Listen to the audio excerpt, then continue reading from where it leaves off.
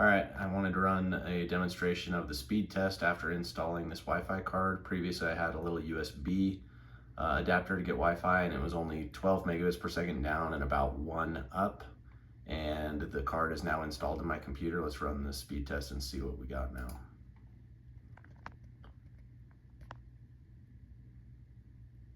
I would say that's a huge improvement. Let's see what the final number is.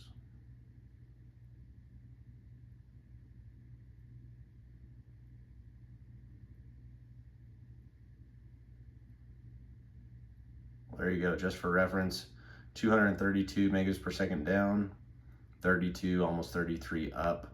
Like I was gonna say, for reference, I'm approximately 40 feet away through a wall and through a floor to my router. So that's pretty good speed results for that. And my last thing I wanted to mention, just to show you, I do indeed have Bluetooth now. So it's a Bluetooth card and a Wi-Fi adapter.